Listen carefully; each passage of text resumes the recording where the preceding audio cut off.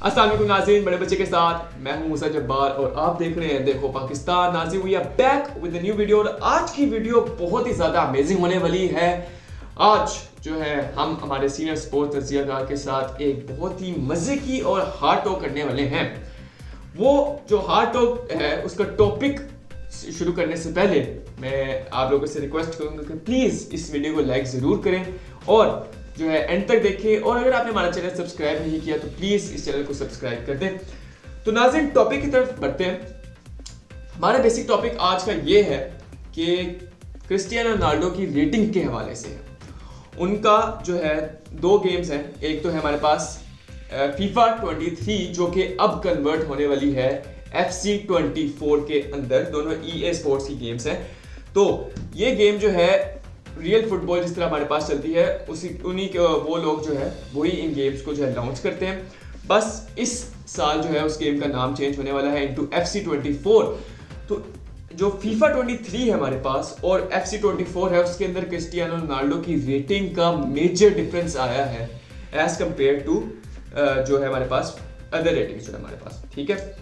तो वो उनकी इस डिफरेंस रेटिंग में डिफरेंस आने की वजह क्या है ये भी हम हमारे स्पोर्ट्स तज्ज़ियाकार से पूछेंगे। और उनके पास जाने से पहले जो है मैं आप लोगों से जो है कुछ स्टैट्स जो है क्रिस्टियानो रोनाल्डो के प्रीवियस सीजन के वो मैं आप लोगों से शेयर करना चाहूँगा। तो सबसे पहले जो है क्रिस्टियानो रोनाल्डो का जो प्रीवियस सीजन था वो ज़्यादा अच्छा नहीं जा पाया। वजह कुछ ये थी कि उनको जो है ज़्यादा प्ले टाइम नहीं मिला और सेकेंड ऑफ ऑल उनको अपना जो क्लब मैनचेस्टर यूनाइटेड था वो भी छोड़ना पड़ा। तो कंटिन्यूसली वो एक ही क्लब के अंदर नहीं रहे, उनको क्लब जो है तब्दील करना पड़ा, अल नस्र में जाना पड़ा। तो इसी वजह से जो है उनको ज़्यादा जो है टाइम नहीं मिला, प्ले टाइम नहीं मिला। और ऑफ कोर्स हमने भी ये भी देखा था, वर्ल्ड कप के अंदर भी हमने देखा और मैनचेस्टर यूनाइटेड के क्लब के अंदर भी हमने देखा कि उनको जो है टाइम नहीं दे रहे थे खेलने का और उनको जो है बार बार सब्स्टिट्यूट किए जा रहे थे उनके खेलने से। लिहाजा सबसे पहले तो हम लोग चलते हैं, हमारे पास प्रीमियर लीग है। उन्होंने शुरू किया मैनचेस्टर यूनाइटेड में आए। प्रीमियर लीग में उनकी कुल 10 अपीयरेंसेस थी जिसके अंदर उनका एक गोल था। नाज़रीन, ये हमारे पास सबसे पहले प्रीमियर लीग की बात है और 0 असिस्ट थी उनकी इस प्रीमियर लीग मैनचेस्टर यूनाइटेड के दौर में, ठीक है, जो अभी जो उनका हुआ था इस सीजन। तो कुल जो उनकी रेटिंग थी इस मैनचेस्टर यूनाइटेड के प्रीमियर लीग के अंदर वो थी 6.78, ठीक है, 6.78 ये थी उनकी रेटिंग प्रीमियर लीग के अंदर। तो प्रीमियर लीग से अब हम चले जाते हैं अपना ये जो हमारे पास है Saudi pro league, Saudi professional league. उन्होंने आके यहाँ पर बहुत अच्छा खेला, नो डाउट, लेकिन उनकी जो थी क्योंकि आधा सीजन तो पहले गुजर चुका था, आधा सीजन उनको खेलने को मिला। उसके अंदर जो है उनकी 16 अपीयरेंसेस थी मैचेस के अंदर जिसके अंदर उन्होंने 14 गोल मारे और 2 असिस्ट किए। ये उनका पहले से बेहतर था। और इसके अंदर जो थी उनकी मैच रेटिंग जो थी इस पूरे जो है हमारे पास लीग की जो रेटिंग थी वो थी 7.58, 7.58। फिर हमारे पास आ जाता है यूरोपा लीग, ठीक है, ये भी हमारे पास यूरोपा लीग है। इनके इसके अंदर इन्होंने 6 अपीयरेंसेस दी जिसके अंदर उनके 2 गोल थे, ठीक है, 2 गोल थे और 2 असिस्ट थे। तो इन्हीं बेसिस पर जो थे उनकी जो रेटिंग थी वो थी 6.88, 6.88 ये थी उनकी रेटिंग। फिर हमारे पास आ जाता है किंग कप जो कि हमारे पास सऊदी प्रो लीग का ही था।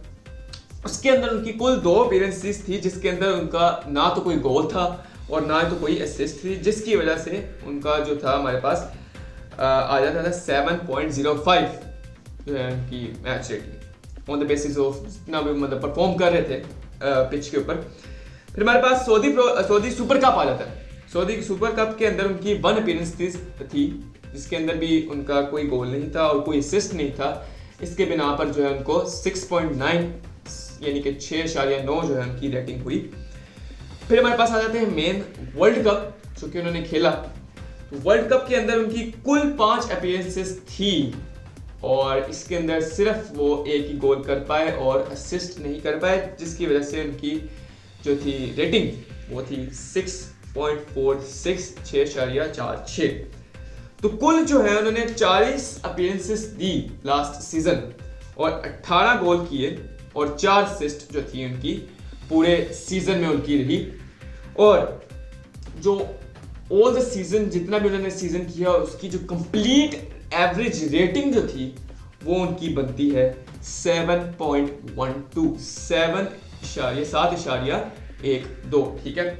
ये थी उनकी कुल जो है जितना भी स्टैट्स थे उनके प्रीवियस सीजन के। तो अब हम चलते हैं हमारे सीनियर स्पोर्ट्स तजियागार साद जबार की तरफ से, उनसे पूछते हैं कि आपने ये स्टैट्स सुने हैं और जो है अब जो रेटिंग उनकी जो कम हुई है तो अब क्यों कम हुई है? क्या स्टैट्स तो आपके सामने पड़े हुए हैं, तो अब आप कैसे जस्टिफाई करेंगे कि क्रिस्टियानो रोनाल्डो की जो है ज़्यादा रेटिंग कम हुई है?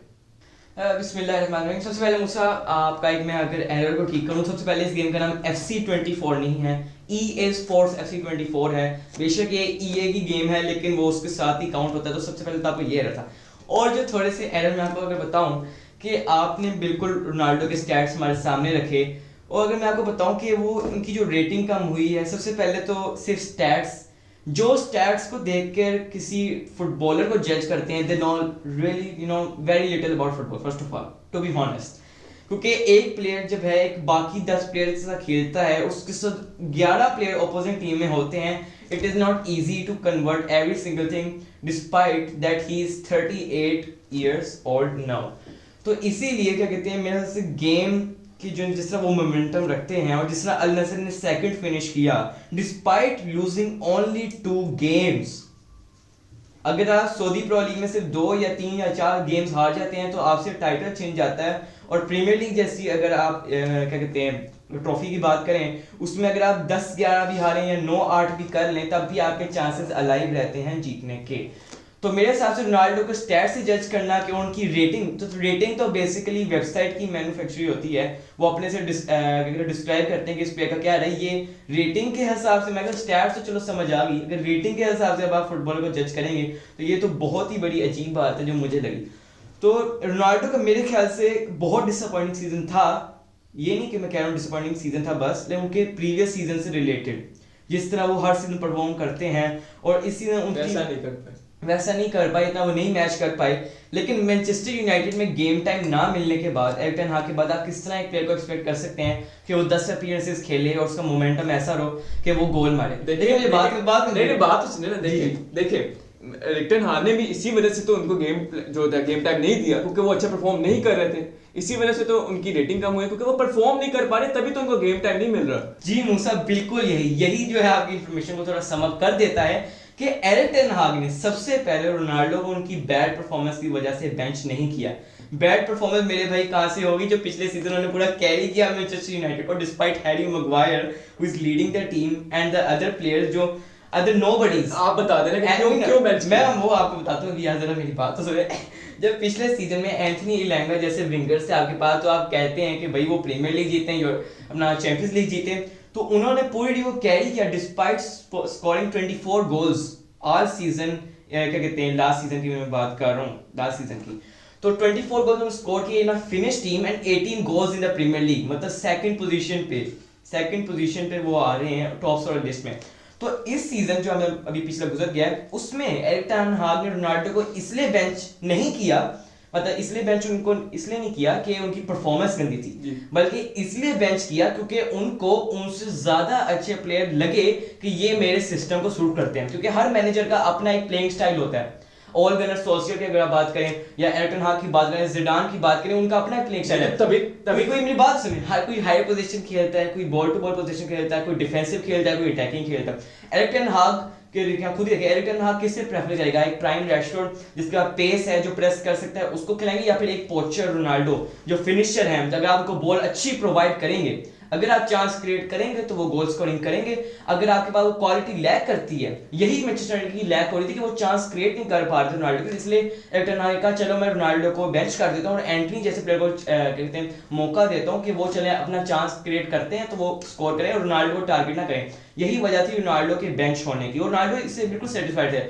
उनके मामले तब गुजरे जब उन्होंने अपना इंटरव्यू दिया which eventually ended up terminating his contract। तो ये वजह थी रोनाल्डो के बेंच होने की। इसलिए उन्हें बेशक 10 अपीयरेंसेस मिली, मुझे जब आपके दिमाग में हो यार मुझे हर चौथी गेम में बेंच कर दे जाते हैं तो आपका वो मोराल नहीं रहता ना गोल स्कोरिंग का, जिस तरह उनका पिछली सीजन में उनकी बैकिंग अप हुई। इसलिए उन्होंने 1 गोल हुआ। मैं फिर भी इसको जस्टिफाई नहीं कर रहा, बेशक उनको गोल करने चाहिए, कुछ चांसेस थे, लेकिन चले he is a 38 player over 38 years की एज हो गई है। तो लेकिन जैसे ही अल नसर में वो गए, it is an exceptional season for a player when eventually जब वो 38 इयर्स की एज में 16 अपीयरेंसेस में 14 goals, it may sound easy to criticise him कि यार ज्यादा भी तो हो सकते थे, 20 से हो सकते थे, 25 से हो सकते थे, लेकिन जब आप फील्ड में गुजरते हैं अपने साथ अलहदा 20 से प्लस प्लेयर्स के साथ, तो बहुत टफ होता है कन्वर्ट करना, स्पेशली जब सऊदी लीग की क्वालिटी जो उनके प्लेयर्स में थी वो इतनी नहीं थी। बेशक आप प्लेयर्स आ रहे हैं, ये सीजन उनका चैलेंजिंग होगा और मैं आपको गारंटी देता हूँ in this season he will perform and he can make a good run in the Euros as well. Season इतना अच्छा ओवरऑल नहीं रहा, स्टैट्स के हिसाब से आपको लगेगा यार बहुत फजूल सीजन है, लेकिन जब आप उनके कमबैक, उनकी डेडिकेशन और जो इनसाइड मैटर्स थे एरिक टेन हाग के साथ उसको आप डिस्कस करें तो आपको पता चलता है यार ये तो एक डिफरेंट स्टोरी है। सिर्फ मैनचेस्टर यूनाइटेड के बाद आपने बिल्कुल ठीक कहा, मैनचेस्टर यूनाइटेड की हमने बात की, वर्ल्ड कप पे आ जाते हैं हम लोग। वर्ल्ड कप में आपने भी देखा, हमने सारा वो बताया भी। तो वर्ल्ड कप के अंदर हमने देखा कि गोल नहीं मार पाए ज्यादा, वो एक गोल मारा उन्होंने, वो भी पेनल्टी पे, ठीक है ना। तो यहाँ पर क्या मसला हो गया, क्यों लीड नहीं कर पाए, इवेंचुअली उनको फिर बेंच भी करना पड़ा। सही बात है ना, ऐसी बात हुई क्योंकि बंदा देखें जब परफॉर्म नहीं करता ना तो मैनेजर भी तो यही करता है ना कि भाई परफॉर्म नहीं कर रहा, आप आके यहाँ पे बैठ जाओ। ये बात मैं मानता हूँ कि उनको ज़्यादा वो प्ले टाइम बिल्कुल भी नहीं दिया गया, उनके कोच की उनके जो मैनेजर थे उन्होंने बिल्कुल भी नहीं दिया, जिसकी वजह से उनको सैक कर दिया गया। लेकिन बंदा जब खेलेगा, परफॉर्म करेगा पिच पर जाके, तभी तो कुछ उसको दिया जाएगा टाइम कि भाई आप सही परफॉर्म कर रहे हो, गो ऑन। उन्होंने 5 अपीयरेंसेस दी हैं पूरे फीफा के अंदर, जो है वर्ल्ड कप के अंदर, और गोल सिर्फ उनका एक था। अमू साहब, इस टाइम पे मैं आपको कुछ फैक्ट्स फिर से आपके सही करना चाहूंगा कि सबसे पहले आपने कहा सिर्फ वो भी एक पेनल्टी पे, तो पेनल्टी कोई एक गेम से हट के चीज तो नहीं है, इट इज एक हिस्सा है गेम का। जी। तो इस तरह किसी को टॉन्ट करना ये तो एक अच्छी बात नहीं है, मुनासिब नहीं मुझे लगती। फिर आपने फिर से स्टैट्स का यूज लेते आपने मुझे कहा कि 5 अपीयरेंसेस में उनके सिर्फ एक गोल है और परफॉर्म। स्टैट्स ही तो बंदे की ये जज करते हैं कि भाई बंदा सही खेल रहा है या नहीं खेल रहा है। ये स्टैट्स नहीं, ये फैक्ट है, ये फैक्ट है। उनके 5 अपीयरेंसेस है, एक गोल है, तो ये फैक्ट हुआ, ये स्टैट्स नहीं है उनके। लेकिन वो जैसे उनको फिर से बेंच किया गया तो फिर वो नॉकआउट भी तो हुए ना या नहीं हुआ, मुझे खुद ही बताएं मोरोको के हिसाब से। तो आपने कहा कि 5 अपीयरेंसेस में 1 गोल, बेसिकली ठीक है आप स्टैट्स पे जा रहे हैं, आप कोई मसला नहीं। लेकिन अगर फर्स्ट जो उनका मैच था, इतना रोनाल्डो की वर्ल्ड कप रन इतनी बुरी नहीं थी जितनी मीडिया ने और इसने लोगों ने उसे बुरा बनाया। तो इसमें तो जैसे जो लोग हैं वो कह देंगे कि जो उन्होंने बेंच कर दिया मतलब वो अच्छा नहीं खेले, लेकिन इसका ये भी मतलब होता है मेरे भाई कि किसी प्लेयर को रेस्ट दिया जा रहा होता है, किसी और यंग प्लेयर को ट्राई दिया जाए। तो किसी रोनाल्डो फ्यूचर नहीं है पोर्टुगल का, या 1 साल 2 साल बाद रोनाल्डो रिटायर होंगे तो ये राफेल लियाओ, ये प्लेयर्स ने पोर्टुगल को संभालना है। तो अगर आप एक ही प्लेयर को चांस देते रहेंगे तो बाकी प्लेयर किस तरह ग्रूम करेंगे। तो जो राउंड ऑफ 16 में था, राउंड ऑफ 16 में अब आप मुझे कह रहे हैं कि फर्नांडो सैंटोस ने इसलिए बेंच किया कि वो प्लेयर परफॉर्म नहीं कर रहा था, लेकिन मैं आपको बताऊं कि फर्नांडो सैंटोस ने इसीलिए बेंच किया रोनाल्डो को उस मैच में क्योंकि उनको जो है रोनाल्डो बहुत ज्यादा अपना स्टैमिना जो है उनका खत्म था, और स्विट्जरलैंड के खिलाफ उनका हमेशा रिकॉर्ड अच्छा रहा है रोनाल्डो का। जब आप देखेंगे उसमें यूएफए नेशंस लीग 2019 के सेमीफाइनल में रोनाल्डो ने हैट्रिक मारी विदाउट अ पेनल्टी है, मैं पेनल्टी का टर्म नहीं लूंगा आपके लिए, इस्तेमाल नहीं करूंगा, विदाउट अ पेनल्टी उन्होंने परफेक्ट हैट्रिक स्कोर की। तो उनके जो है स्टैमिना का इशू था, इसलिए उनकी क्या कहते हैं दूसरे गोंसालो रामोस को चांस दिया गया, इसलिए उन्होंने खेला था। लेकिन आप जैसे लोग वो कहेंगे कि उनकी परफॉर्मेंस अच्छी नहीं था तो उन्हें बेंच कर दिया गया था। हाँ, तो यही कोइंसिडेंस है कि उनको बेंच किया गया था उनके स्टेमिना की वजह से, लेकिन गोंसालो रामोस ने उन्होंने इसका चांस लिया और उन्हें हैट्रिक मारी। तो उसके बाद ये फर्नांडो सैंटोस को लगा कि यार मैंने तो स्टैमिना के लिए बेंच किया था रोनाल्डो का, लेकिन अगर गोंसालो रामोस परफॉर्म कर रहा है तो क्या उसको एक और चांस दिया जाए। तो इसलिए फर्नांडो सैंटोस ने, और पूरी दुनिया को पता है, उन्होंने बहुत बड़ी मिस्टेक की गोंसालो रामोस को खिला के एक 1 मैच वंडर को, एक प्लेयर जो आपको 10-20 सालों से संभाल रहा है उसको आपने एक मैच के लिए जो उसका स्टैमिना भी कम था दूसरे प्लेयर की जगह खिलाया।